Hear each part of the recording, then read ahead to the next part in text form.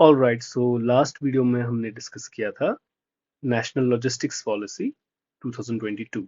तो उसमें हमने पहले लॉजिस्टिक परफॉर्मेंस इंडेक्स देखा वर्ल्ड बैंक का, then need for India's introduction of this policy, and then current issues देखे जिनको एड्रेस करना जरूरी है, देन कुछ स्टेप्स देखे एंड मेजर टारगेट्स देखे इस पॉलिसी के।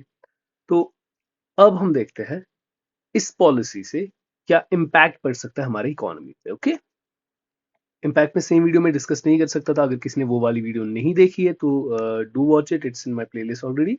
सो वीडियो काफी लंबी हो जाती, तो हम इम्पैक्ट एक अलग वीडियो में डिस्कस कर रहे हैं।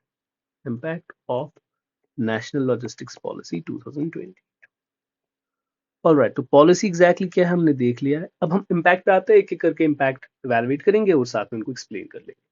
तो फर्स्ट एंड फॉरमोस्ट जो कि एक डायरेक्ट इम्पैक्ट है, that is strengthening of supply chain. तो सप्लाई चेन स्ट्रेंथन हो जाएगी और जो सारे एलिमेंट्स में जो ट्रस्ट है वो बिल्डअप होना स्टार्ट हो जाएगा। सो सप्लाई चेन जितनी स्ट्रांग और ट्रस्ट वर्दी रहेगी, उतना ज्यादा प्रोडक्ट का आउटरीच होगा और उतना ही अच्छा, आई मीन कॉम्पिटेटिव कॉस्ट रहता है उस प्रोडक्ट का। ओके, तो ये था first. The second is it can also help in checking inflation. Obviously देखो, हमने देख लिया था वहां पे जो रिपोर्ट भी थी और इंडिया की अपनी फाइंडिंग्स में से भी था कि 14 और 13% of GDP is the logistic cost of India. Logistic cost of India इतना ज्यादा है। इतना ही नहीं, हमने साथ में ये भी देखा कि 16% of agricultural commodities are wasted because of delays and all in logistics. तो द पॉइंट इज, इस सब की वजह से जो एंड कस्टमर के पास प्रोडक्ट पहुंचता है उसका कॉस्ट हाई रहता है। ऑब्वियसली हाई रहेगा। अगर लॉजिस्टिक कॉस्ट हाई है तो लॉजिस्टिक कॉस्ट तो एक प्रोडक्ट के एमआरपी में इंक्लूडेड होते हैं, तो उसका एमआरपी भी हाई ही रहने वाला है। तो जितना हम लॉजिस्टिक कॉस्ट को रिड्यूस करने की कोशिश करेंगे, ऑटोमेटिकली हम एंड कस्टमर के लिए एक कॉम्पिटिटिव प्राइस सामने ला रहे हैं। ठीक, तो इन्फ्लेशन चेक करने के लिए it will be a good option. हमने अभी इन्फ्लेशन एज डेडिकेटेड वीडियो ऐसे कंसिडर नहीं किया है, बट जो ही हम करेंगे तो हम देखेंगे इन्फ्लेशन इतना सिंपल टॉपिक नहीं रहता है। इन्फ्लेशन के बहुत सारे पैरामीटर्स देखने पड़ते हैं, बट हाँ, this can help in bringing down it to some extent. Next is it will boost new businesses, right, rising sectors, entrepreneurship etcetera. ठीक, तो एंटरप्रेन्योरशिप बूस्ट करने के लिए नए नए सेक्टर्स को बूस्ट देगा, क्योंकि लॉजिस्टिक कॉस्ट कम होना किसी सेक्टर के लिए एक क्राउडिंग इन फैक्टर रह सकता है। ठीक, किसी भी एंटरप्रेन्योर के लिए क्राउडिंग इन फैक्टर रह सकता है, या किसी भी ऑलरेडी एग्जिस्टिंग फैक्ट्री के लिए, किसी ऑलरेडी एग्जिस्टिंग बंदे के लिए एक फैक्टर बन सकता है कि वो अपना प्रोडक्ट या की जो रीच है वो ज्यादा इंक्रीज कर ले। अगर वो अभी तक सेक्टर ए में दे रहा था, डिस्ट्रिक्ट में दे रहा था या किसी स्टेट में दे रहा था, अब वो इंटर स्टेट भी अपना वो ट्रेड कर सकता है। ठीक, तो बूस्ट मिलेगा राइजिंग सेक्टर्स को और ऑलरेडी एग्जिस्टिंग प्लेयर्स को। Next, it will support our make in India programme. Okay, तो मेक इन इंडिया प्रोग्राम को बहुत ज्यादा सपोर्ट मिलेगा और साथ में ही मेक फॉर इंडिया भी काफी ज्यादा बूस्ट लेगा। मेक फॉर इंडिया,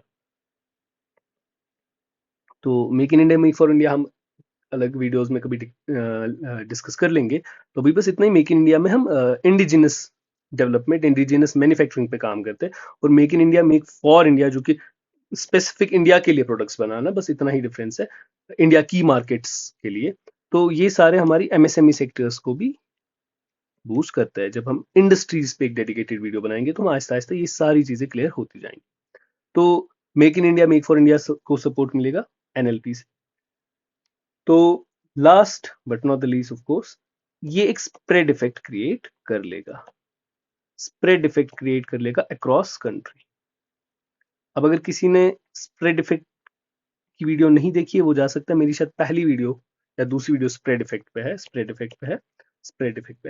तो स्प्रेड इफेक्ट क्या होता है वो उस वीडियो से आप समझ लो कि इस टाइम हम जल्दी से देख लेते हैं कि एक डेवलपमेंट जो है वो फैलनी स्टार्ट हो जाएगी across all parts of the country. Okay, तो जो ही नेशनल लॉजिस्टिक पॉलिसी के एम्स एंड ऑब्जेक्टिव्स कवर होना स्टार्ट हो जाएंगे तो हम देखेंगे कनेक्टिविटी, वो डिजिटल हो, रोड हो, वो स्टार्ट हो जाएगा, इंफ्रास्ट्रक्चर बिल्डिंग स्टार्ट हो जाएगा। तो इन सब से ऑटोमेटिकली एक स्प्रेड इफेक्ट भी क्रिएट हो जाएगा। हम देख ही रहे हैं ऑलरेडी, बूस्ट मिल रहा है नए सेक्टर्स को, एमएसएमईज को सपोर्ट मिल रहा है, इन्फ्लेशन चेक हो रही है, सप्लाई चेन स्ट्रेंथन हो रही है। तो ये चारों फैक्टर्स ऑटोमेटिकली खुद स्प्रेड इफेक्ट क्रिएट कर रहे हैं। तो ये नेशनल लॉजिस्टिक पॉलिसी का एक रेवोल्यूशनरी स्टेप इम्पैक्ट रहेगा। आई होप कि ये सारे जो इम्पैक्ट्स है, जो कि अभी स्पेकुलेटेड इम्पैक्ट्स है, ये विद टाइम पूरे हो जाए। और विद टाइम व्हेन आई से that's very much important, because हम यूजुअली इकोनॉमिक पॉलिसीज में एक चीज बहुत ज्यादा मिस कर देते हैं, जो कि आज आई थिंक एक आर्टिकल में भी था। Will check that article also, wait a second. हाँ, ये रहा वो। तो हेडिंग देख लेते, फिर मैं आर्टिकल हल्का सा एक्सप्लेन भी कर सकता हूँ। Understand economics to know the policy, because हम बहुत जल्दी जज कर लेते हैं किसी भी पॉलिसी को। अगर मैं स्पेसिफिकली बात करूं इकोनॉमिक पॉलिसी को, बहुत जल्दी जज हो जाती है इकोनॉमिक पॉलिसी, और बहुत जल्दी ही एक साल में ही हम उसका इफेक्ट चाहते हैं कि हमें देखे। ऑल्दो ऐसा होता नहीं, इकोनॉमिक पॉलिसीज कैसी भी हो उनमें ट्रांसमिशन में टाइम लगता ही लगता है, क्योंकि जो वेरिएबल्स होते हैं एग्जिस्टिंग मार्केट में, इकोनॉमी में, उनके थ्रू उस पॉलिसी को ट्रांसमिट करने में टाइम लगता है, जब तक वो पॉलिसी अपनी इफेक्ट दिखाना स्टार्ट कर लेती है। तो वो ट्रांसमिशन मैकेनिज्म भी हम आगे किसी लेक्चर में डेडिकेटली पढ़ेंगे। यहाँ पे बस इतना कि जो ही पॉलिसी आएगी तो आप देख सकते हो इंफ्रास्ट्रक्चर डेवलपमेंट फॉर एग्जांपल, ठीक है। इंफ्रास्ट्रक्चर डेवलपमेंट ये कोई ओवर द नाइट वाला पार्ट तो है नहीं। इसके लिए पहले तो सर्वेज लगेंगे कि कहाँ पे एग्जैक्टली कितना नीड है, उसके बाद तो टेंडर्स लगेंगे, उसके बाद तो कॉन्ट्रैक्ट्स निकले बनेंगे, उसके बाद तो कंस्ट्रक्शन स्टार्ट होगी, राइट। इस पार्ट को जितना भी फास्ट करो, it's still a game of about more than 2 years, right. ओ अच्छा, ये हो जाएगा तो तब तक फिर डिजिटल कनेक्टिविटी, ठीक है।